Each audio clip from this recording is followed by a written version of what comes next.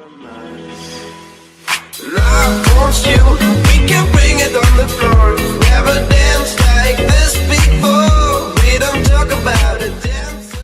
Hey guys, what's cracking? It's Cracking Nation, coach of the Boston Bisharps, and today we are back with our Week 2 Team Builder. Week 2 promised to be an intense matchup as we are taking on Manaphy City, coach of Manaphy City FC, if that wasn't obvious. He's returning from he participated in Season 3, did not participate in Season 4, but he is back after competing in the Little League, and he promises to be a threat. He is in our division, so this is a divisional match in the Sapphire Division.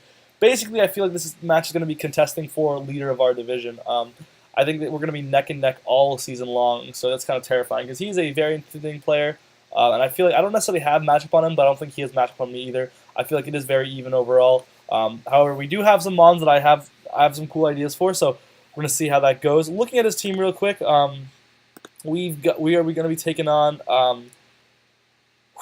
where is it? Right here. Lopunny, Mega Lopunny, Jirachi, Gengar, Florges, Kyurem, Amoonguss, Jellicent, Delphox, Golurk, Poliwrath, Ursaring, Thione. So right off the bat, some things that are notable. He did try to patch it up with the draft of Ursaring and Poliwrath. However, his team is still largely weak to Ghost and Dark. That's not something he totally managed to fix, as between Ghost and Dark, we hit 1, 2, 3, 4, 5 Pokemon super effectively, and he only has really one, maybe kind of 2 Pokemon that can cover that weakness, at all really. So it's definitely still a typing hole that I want to be able to take advantage of. Beyond that, there's not really a whole lot to look at here. I think it's worth noting that I did change for Aggron and Dragalt in my Mega and bonus pick slots, so my free agents have been done. I hope that goes well. I think it was a good idea. I'm hoping. Other things I'm noting right off the bat, he does not have hazard clearing, so hopefully that's going to be something I'm able to take advantage of. I'm going to be bringing probably Excelgor just to set up spikes, because his team honestly is pretty weak to spikes nonetheless. With only one Pokemon that levitates and 2 Pokemon weak to rocks, spikes plus rocks are going to be super useful in this battle, and especially because he has things like Jirachi, Lopunny, even a Moongus, Pokemon and Jellicent to an extent too, Pokemon that like to come in, come out over and over again. So I think keeping rocks in the field is going to be rocks and spikes is going to be very key in the ultimate gameplay for the win. So without further ado, we're going to hop right into the team. We're bringing a pretty cool Dragalt set with Draco Meteor, Shadow Ball, Sludge Bomb, Substitute. Substitute basically lets us get behind. I'm considering making this a Specs variant, but if I do, I will get rid of Substitute and make an attack, but there is no attack that I really wanted in this last spot. Essentially what Substitute does for us is it lets us get behind the sub and start firing off attacks, and be able to maybe take a sub, hide behind a sub, although there are no Pokemon that outspeed, so I don't know how super useful it's going to be. Sub might not be exactly worth it. Essentially, it just lets us hide behind a sub and take an attack that would have otherwise done more damage to us and fire off some strong attacks. Things that come to mind are things like Psychic from a potential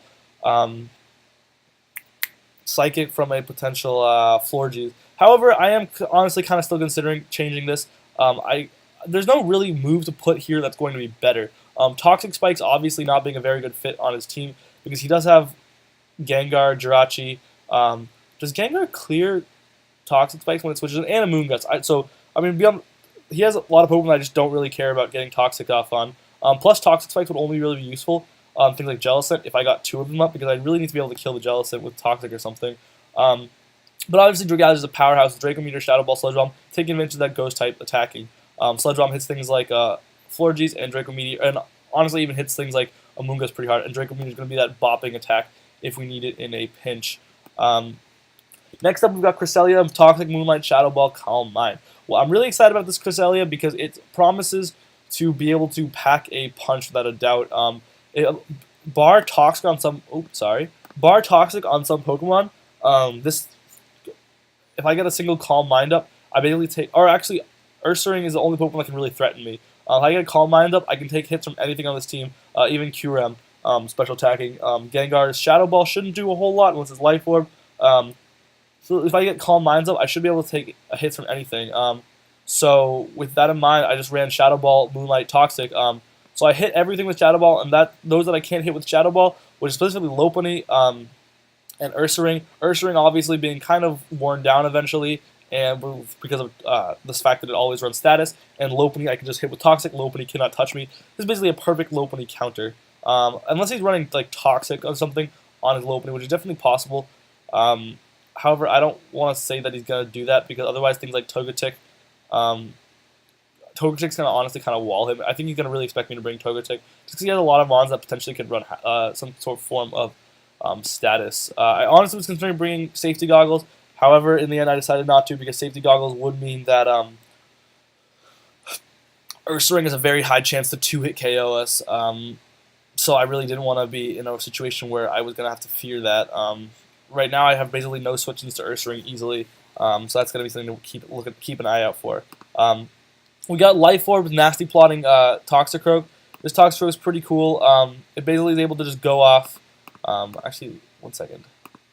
Yeah, it's basically just able to go off, and I'm not sure if these are the EVs I want to run. I forget why I was running 85. I ended up choosing to run 85, and I forget exactly why. I think it might have been just for Fion. Although I don't really fear anything that Fion clicks. Huh. It was also because I don't really need to take hits or anything. Like, Toxic was never going to be a Pokemon that should be taking hits. Anticipation is always kind of nice, but I do want to make that dry skin. I don't want Anticipation. Nasty Plot, Sludge Bomb, Shadow Ball, Vacuum Wave hits this entire team extremely well. Honestly, almost perfectly. Obviously, I can't hit a lot of these things before they hit me first. But the things that do outspeed me being are Lopunny, Jirachi, Delphox, Quick Feet, Ursaring, Scarfuse, obviously, Qrem, and then I don't think he's going to bring Fion, but Fion, I guess, and Gengar. So there's obviously some things that can outspeed me. However, nothing can switch in for free, and Vacuum Wave does hit quite a few of the things that outspeed me, being Ursaring, Lopunny, and Qrem. Honestly, it hits Jirachi kind of like not bad. I think it goes for a 3-hit KO. And with the amount of spikes and stacking that I'm hoping to be able to get up, I'm hoping that I'm going to be able to take advantage of that. Regardless, Dark Pulse, I'm running special. I really wanted to run physical. Sucker Punch would have been really nice to hit things like Gengar and Jirachi super effectively with priority.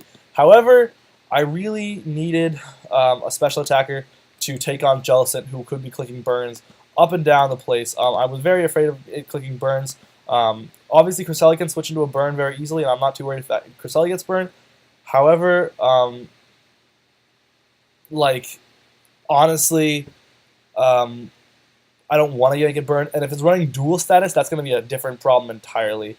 Next up, we got Thunder Wave, Stealth Rock, Heavy Slam, Payback, Aggron. So this is Aggron's max Spadef because I don't really need offensive pressure. Everything I'm hitting with Heavy Slam, I'm hitting with Payback and Heavy Slam, I'm hitting super hard or not hitting at all. Anyways, Stealth Rocks is obviously just to get my rocks up. I can set up rocks on so many things in this team. Aggron is so bulky. I can set up on Lopunny, Jirachi, Gengar, Florges, non-Specs Qrem, honestly. Amoonguss, I can set up rocks on Amoonguss, right? I'm not that slow. Yeah, I'm not that slow. And honestly, even I can set up on Golurk if it's not clicking Earthquake. I can set up on Ursaring if it's not clicking Close Combat, Poliwrath 2. I can just set up on rocks on a lot of things, especially his higher tier mons. That's going to be pretty great. This is basically a really good switch into physically offensive Pokemon. And then I can, as I was kind of touching on earlier, he does have a team that kind of outspeeds me. I was talking about how Toxicroak gets outsped and Dragalge is really slow. So I'm going to be firing off Thunder Waves, I think, a lot. Hopefully the only thing I'm going to try not to get a Thunder Wave off on is going to be Jellicent. If I do get a Thunder Wave off on Jellicent, I'm not too worried because that does mean Toxicroak has an even easier time switching in. However, obviously, I would rather Toxic it because that would make it definitely have a counter on it, as opposed to if I did not Toxic it and I had to rely on something else to kill it, we might be in a tough position because a lot of these other mons can hit it super hard. I really only have 3 Pokemon that can hit Jellicent very hard, and those are these 3 after a burn being my special attackers. Next up, we've got our Spike Stacker in Focus Sash, Unburn, Spikes, Final Gambit, Toxic Knockoff. What's really nice about Focus Sash Unburden is that it guarantees spikes on even Scarfed Pokemon, so I can set up spikes and then unburden up, and then set up another spikes. Final Gambit is if I just see something that I want to kill right off the bat, specifically things with a low HP stat. That's not a whole lot of this team, honestly. That's something like Delphox, maybe, Poliwrath, Ursaring, Gengar. Things with low HP stats can die. However, I don't think I'm going to be in a situation where I'm going to be clicking Final Gambit. I'm really going to try to make, and I also have Toxic just in case Jellicent, I just in case I have the chance to Toxic Jellicent. But Spikes is going to be the main priority here. What I really love about Spikes being that it gives me a good way to kind of just put a lot of pressure on his switches. He has obviously having no hazard clearing. One thing I'm going to really try to make a point of is not using this as specifically a suicide lead. If I'm in a situation where I know for a fact I can get up 2 layers of spikes, I think that will be my best play. However, I don't want to just fodder this thing off unnecessarily. What's really nice about Excelgor is that it outspeeds frickin' everything. I have EV to outspeed max speed Lopunny, so I can set up, and I have some defense EVs thrown in there just because why not. I have it set up so I can basically just get up spikes on this entire team that isn't scarfed. So with that in mind, I just want to be able to come in on a forced switch. That's why I have some good offensive Pokemon. I think that'll be able to force some switches. Force a switch, get up my spikes, and just keep kind of setting up throughout the match. If I can get up 2 layers of spikes plus rock, if I get up 2 layers of spikes reliably at the start of the match, I'm fine with foddering off Excelgor. 2 layers of spikes plus stealth rocks would be basically invaluable. If he decides to lead with Lopunny, I think the play is going to be going into Aggron and setting up rocks first and trying to get Excelgor in the match later to keep its sash hopefully intact. He doesn't actually have a whole lot of rockers unless he wants to run Jirachi or Golurk with rocks, which is something I kind of wanted to pay attention to. Finally, you've got Assault Vest, Snorlax, Superpower, Facade, Crunch, Heavy Slam. Superpower basically just to hit Kyurem, as Heavy Slam does like literally nothing to Kyurem. Hits Ursaring, obviously, but I don't really need it to hit Ursaring. I also shouldn't be staying in on Ursaring because Ursaring will bot me. Crunch hits is that really great dark type coverage that hits 4 of these Pokemon super effectively. 4 of the Pokemon that I like to really wall with this thing. Facade is nice because if I do get burned by Jellicent, and I feel like hitting things that hitting specifically Florges, Kyurem, Amoonguss, some of these Pokemon that Snorlax doesn't fear taking hits from too much, I can just proceed to get off of a strong Facade stab. Crunch is the hit. I decided to run Crunch over Pursuit because I didn't want to be in a situation where Jellicent or Gengar burned me, and then I was still forced to keep flicking Pursuit to hit them. I really wanted that extra power. So I know that they might be able to just switch on out. However, if I'm in on Snorlax and Gengar wants to switch out, I feel like something's going to come out is going to be something that if he does and he decides that I'm not running Pursuit, he's always going to switch out to something maybe like Poliwrath, something that can threaten me that can also hopefully take a hit, maybe a Moongus or something, something that can threaten me that just that can take a hit and then just put some pressure back on me. And I do feel pretty confident, at least with Poliwrath, with my potential switches, because Toxicroak is a great switch-in.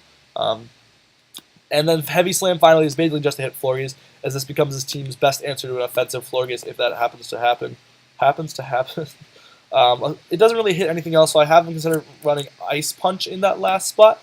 I really don't know though. It's not really anything I really want to run in that last spot over it. He is a very specially bulky team and not a physically bulky team, so I feel like that's something I can really take advantage of and run a lot of physical offense to kind of overwhelm, run some physical offense here, special offense here, something I'm trying to take advantage of there. Regardless, that is the team I'm bringing. I'm pretty confident in it, not super duper happy, because at the end of the day, that Jellicent is the biggest thing that I'm fearing, and I know for a fact, I'm almost positive he's going to bring that. Dual status would suck.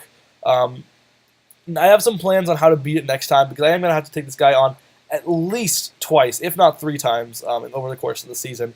So, with that in mind, we're going to be having to find new ways to beat him. Things that I'm not doing, I'm not bringing Victini this time around. I don't know if I'll bring it next time, maybe, maybe not. It does match up pretty well, however, it does also get outpaced by a lot of things. Shadow Ball from Delphox, Jirachi. I'd have to run Scarf, essentially. And Scarf could put in work. Banded could also put in work, depends if I wanted to run the role of Wall Breaker. Specs, Wall Breaker would be Specs or Banded, obviously. Scarf would be more of a kind of offensive pivot cleaner type thing. So yeah, it's going to come down to what I decide to do with that later on, if I want to even bring Victini. I feel like I'm pretty confident in the Pokemon that I am bringing right now, though. Regardless, I hope you guys enjoyed this video. If you did, leave a like, comment, rate, subscribe, all that good stuff. It's always very appreciated. Wish me luck. I am terrified. But until then, I will see you guys later. Kraken Nation, out. Better be ready. Check! Wrecked. Honestly, Lando Keck is about a 6-0 this entire team. Who knew couldn't power Flying Lander if he was going to be the new meta? But, I mean, clearly Sulry did.